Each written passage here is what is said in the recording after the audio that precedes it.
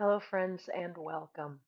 As always, thank you for your patience. I didn't film earlier this week because I had so much jet lag, I just felt off. And then, was trying to work with new technology and was having difficulty getting it set up. So here it is, at last, your 20-minute, your shorter version. I was on spring break and gone for 2 weeks. Maybe you were doing movement and yoga the whole time, but this week in general has been getting back into our bodies. So, that said, I think we're going to start lying down on our back. Have a strap where you can grab it.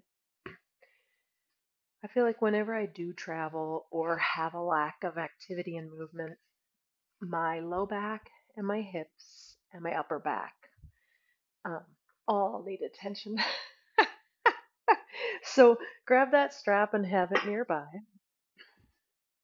Lower down onto your back. You can have the feet on the ground with the knees bent, feet a little wide, knees leaning towards one another, or you can have that corpse pose, right? Shavasana, where the legs are extended all the way out. Feel it out, see which one your body is preferring today, and do that one. Pausing for just a few moments here, letting our weight move down to the floor completely.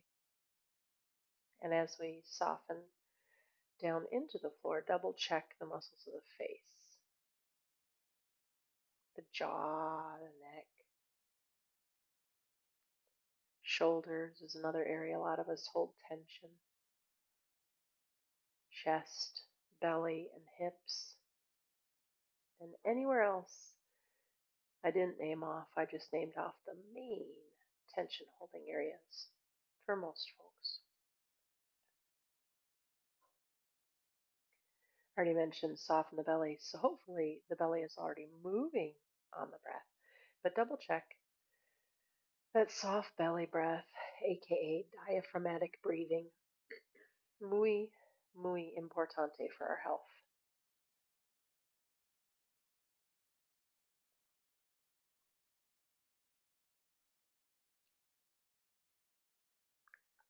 And then let's begin our movement from there. So you can slide your arms up till they're teed out. Your feet on the ground, feet as wide as your mat. And then let your knees, both of them, start to swish to the right. Inhale, center, and exhale them to the left. So take your time, find your own breath. You do not have to move in synchronization with me. Blah, blah, blah. Let's see if I can talk today. This is why I waited to make the video, is because I felt like I was not quite connected. My mind, my mind, my body, and my breath. Maybe the head turns the opposite way, although I might be less so this morning. And then the next time your knees come up, bring them up whenever you're ready for that. Walk your feet into hip distance. Bring your right knee in. And you can interlace your hands behind the thigh around the shin if that's available. You don't have to use your arms. What I want to try to do, if we can, though, is that I'm just going to interlace my fingers and then let the muscles soften and the arms become this weight, just really gently, without muscular activity, hugging that right knee in. And then interlace behind the thigh and push the heel up. We'll go into this a little bit more, but let's just invite the hamstring into the picture, or hamstrings. Circle your toes while we don't have a strap on the foot. Other direction. And then go ahead and put that foot back down on the ground. Gently bring that left leg in and interlace around the shin or behind the thigh. And again, with that interlace, you kind of have a little lock in your hands, right? So the hands won't slide off. Now soften the muscles of the arms and let that knee just gently get hugged in. Interlace behind the thigh, push the heel up, push through that heel for a hot second, say, hey, hamstrings, and then circle that foot. Go the other way.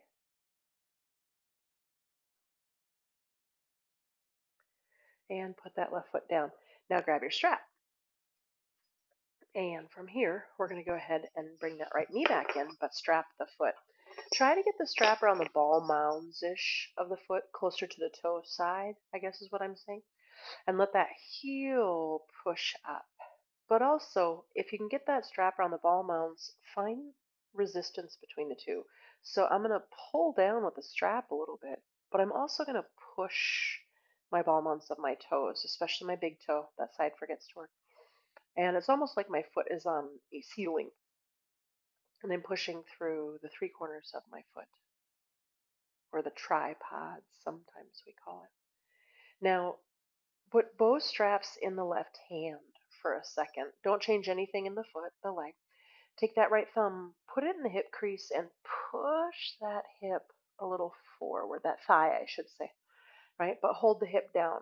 Now, keep the head of the femur, I could call that, moving towards the foot side of your mat as you pull the toes towards the back side. That might just be energetic. That might be a millimeter of movement. Probably not more than like an inch, maybe two.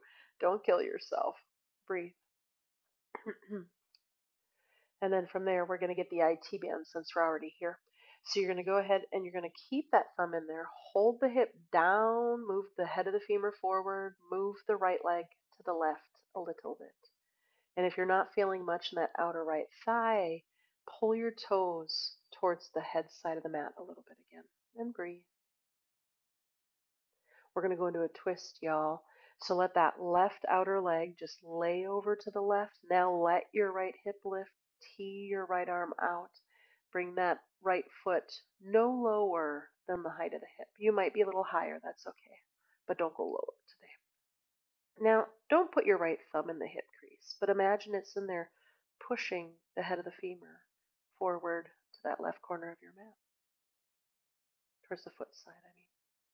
Come back to center and bring those straps into the right hand. Let's say hi to the inner groin. Do the whole thing while we're here. Let the right leg move out to the right. The left leg moves out to the left. Now, if I want a little gentler version, I bring my elbow down and my arm helps me hold the weight of the leg. I might straighten my arm and use more of my lower muscles to do that, right? Breathe, whatever version you're opting for. Push through the ball mound of that big toe into that strap. If you're not feeling your inner groin, I don't think anyone's not feeling it. Go ahead and bring it back up. And release the strap and re-extend the foot up. Let's start to say hi to our belly muscles a little bit, right? Bring your arms down by your side. You're going to point and flex your right foot and then start to lower it at about a count of 8. Now, I'm not going to count it out, right? I'm going to talk about some other things while you do that. Go ahead and imagine you have a block between your thighs that you're moving into. Find that pelvic floor pulling up into the middle of the abdomen. Find your frontal hip points pulling towards each other. Some of our usuals we've practiced through the past months. Now you can leave that right foot extended. I personally like to even my pelvis, so right foot on the ground. Breathe. Bring that left leg in, strap around the ball mounds of the left foot, push that left heel up to the sky, and don't work too close to yourself yet, right? Meaning just let that have a little bit of freedom. Start to find a couple of these things. That heel pushing up. I'm pulling a little on the strap, but my foot is pushing, my ball mounds of my toes are pushing up into the strap, especially the big toe. It forgets to work. And breathe. And once you find all of that, both straps right hand, left thumb hip crease. Push the head of the femur forward and hold the hip down. And then see if maybe you can energetically pull the toes towards the head side of the mat, even as the femur stays moving towards the foot side. Kind of find out where is that for you that you're like, oh, yeah, that's where it is. I feel a stretch, but it's not so huge that my body is protecting and trying to freeze the action from happening. Breathe into whatever you got going on. And again, since the strap's already in that hand and the thumb's in the crease, we're going to go to the IT band. So let that left leg move over to the right while continuing to push the head of the femur forward, keeping the hip on the ground. And if you're like, I'm not really feeling much in my outer left hip and thigh, back and knee, whatever that is, pull your toes towards the head side of the mat again, even as the head of the femur goes forward. That doesn't change, right? Breathe into that.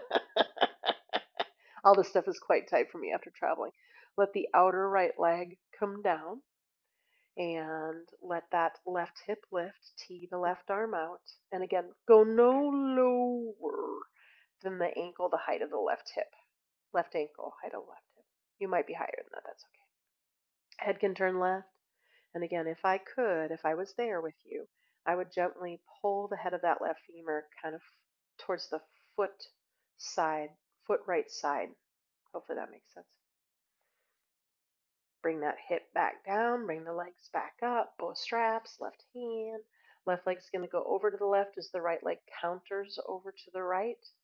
Feel free to bring the left elbow down or work with that straight arm. I'm going to leave elbow down and breathe into whatever you have going on. Again, the foot usually goes into a non-neutral position, I'm going to call it, right? So push more through the ball mound of the left big toe if that's you, like you're pushing against a wall, an angled wall over there. High inner groin. Inhale, come all the way back up. Whew. Let's release that strap. Reach the foot back up, the leg. Point and flex. You can keep doing that. And again, you're going to come down on a count of 8-ish. Find your inner groin turning on, adductors. Find your pelvic floor pulling up into the pit of the abdomen. Find your frontal hip points pulling towards each other. Or don't find them, ask them to do it because they probably aren't. And then feet on the ground, hip distance. Pause and take a breath. Notice that beautiful body of yours thus far. Okay, bring your arms by your side, palms down. Push into the feet, and the first couple I want you to roll, or few, I guess. Think of the tailbone lifting first, bridge, then the sacrum, then the L5, L4, L3, L2, etc., all the way up as high as you can comfortably. And then roll down. So you're in your thoracic spine, roll down one thoracic spine vertebrae at a time, and then the lumbar, and then the sacrum, and then tailbone softens. Right? And again, pushing into the feet, rolling up one little vertebrae at a time, and exhaling down. And if you're on a slightly different breath, no worries, no worries. Now pause. Now we're going to add a little juice to the glutes and the hamstrings. So pull your toes and your ball mounds of your toes up. So just the very center of the heel is. Most of us, the feet are going to want to go out, right to the right, left to the left. Try to keep your toes pointing up to the ceiling, right? And push into the heels and lift. And exhale down. Right? So slightly different version of bridge. Inhale, I always consider this turning on the lower chain, the chain of the back body, lower back body. Blah, blah, blah. I cannot talk today, jeez. The next time you're up, stay up. Put those toes down on the ground, but try not to lose the work of the glutes and the hamstrings. Grab your mat in your hands. Tuck your right shoulder underneath you. Tuck your left shoulder underneath you. So here we are in a more traditional bridge, I'll call it, right? Pull the mat apart, and as you do, you'll feel your chest bloom a little more, blossom, right? Push the mat towards the foot side of the mat. You'll roll a little more into the tops of your shoulders, and again, the effect is usually the chest opening. Are your glutes and your hamstrings still working? Find those heels pushing down. And come on down. So this is many things, but now we're starting to venture into that upper back, which again, when I'm inactive or I've been sitting too much or traveling, sleeping in strange beds, does this area need to move into extension, what we're doing. Okay, so lift the ball mounds of the toes, a little quicker, but it's the same stuff, right? Push in the center of the heels, lift up. Now keep the glutes and the hamstrings, bring your toes down. You can grab the mat again, or you can interlace if that's available, or grab a strap. Rock one shoulder under, then the other. If you are interlacing, push down. Well, everybody push down, right? Even through your pinky finger and your wrist. Knuckles can reach forward if you're interlaced. You can push the mat forward if you're grabbing the mat, right? Try not to let the knees split. Try to keep the glutes and the hamstrings turned on. Take a breath and roll down. Or plop down, either way, safely. Hey, body. I'm so sorry for all of my congestion. Go ahead and roll over to one side and push the floor away. I mean, I'm not sorry that I'm congested. I'm sorry you get to hear all the sounds of it. Just a couple more things, friends, and then that's going to be it for today. Keep it simple and sweet. I'm going to pad my knees for hands and knees. And when you get to your hands and knees, do a few cat cows. Let's wake up the spinal column in all of its motions. Flexion and extension. You want to give yourself a little bit more work. Push through the shins and the feet, right? And keep those hips stable. And come to center. And next we're going to go ahead and go into that lateral motion. So wag your tail to the right and look over your right shoulder. Come to center on the inhale, and then you'll exhale and do that to the left. So do that a few times. And again, lateral extension to the right and lateral extension to the left. Lateral, did I even say it? Lateral. It's a tongue-tied day for me. Come back to center and let's add twist. We've already done a twist, but I want to add an upper back twist. Walk your left hand a little forward. Your right hand's going to turn up and reach it past that left inner wrist. The head can hopefully make it to something. If not, put something under it. Left hand can stay where it is. It can reach forward like downward dog. But once you get into the pose, two things. You want a little extra oomph. Push back down through your shins again, especially your right one, because that moved and the whole pelvis swayed to the left probably, right? And then pay attention to your upper right back, your shoulder, your neck. Try to soften that whole area. And use that move that left hand, push into it, come up. Move the right hand a little forward. Turn your left palm up. Reach, reach, reach, reach, reach, reach, reach, reach. And try to set that head down. Put a block under it if it doesn't make it. Hand can just stay where it is. You can slide forward like a downward dog arm. Right? Again, your hips swayed to the right and your shins popped up if you weren't paying attention. Mine too. So push the shins and the tops of the feet down. Stabilize the pelvis. You don't have to do that, but it's going to bring the twist more into the spine, right? And give you a little extra core work. Core does not have to be 1,000 sit-ups a day. Soften your upper left back, your shoulder, your neck. Bring that right hand under the shoulder and come back up. Child's pose. And breathe there.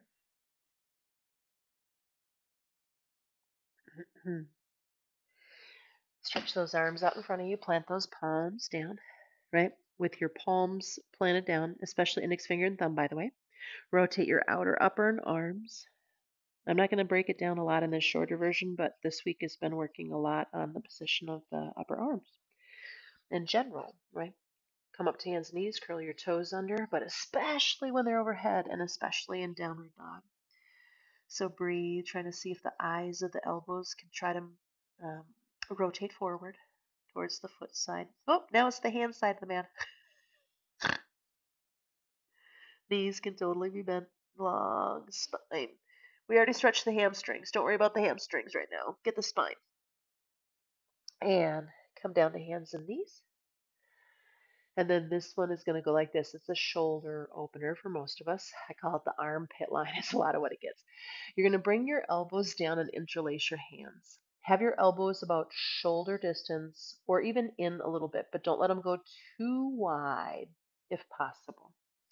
Now I'm going to go ahead and I'm going to push my forearms, wrists, and pinky edge down. And I'm going to start to move my hips back, back, back. So it's not dissimilar from a downward dog, right? And with this position of my palms facing each other, right, those upper arms are hopefully in external rotation. Now try to walk your elbows in just a little closer to each other. That continues the rotation. And my voice might be muffled. I apologize. There's no way for me not to muffle it and demonstrate. Keep those low floating ribs pulled up your solar plexus and try to melt behind your heart instead of at your kidneys. And come back up, right? Go ahead and put your hands in front of your shoulders a little bit. The eyes of the elbows, your inner elbow, try to rotate them forward. That's the same rotation we just played with. This is a super brief, basic thing, right? Do the full class if you want to check it out. And then from there, try to really slowly, with bent knees, try to move up into downward dog without your elbows rolling towards each other or even back towards the knees. Try to keep them rolling forward to the front of the mat. Try to find that upper back moving towards the chest, but not your kidneys, right? Keep a little containment in that low belly. The whole belly, I guess. Bring those knees down. Child's pose. Arms resting wherever you'd like them to. And breathe.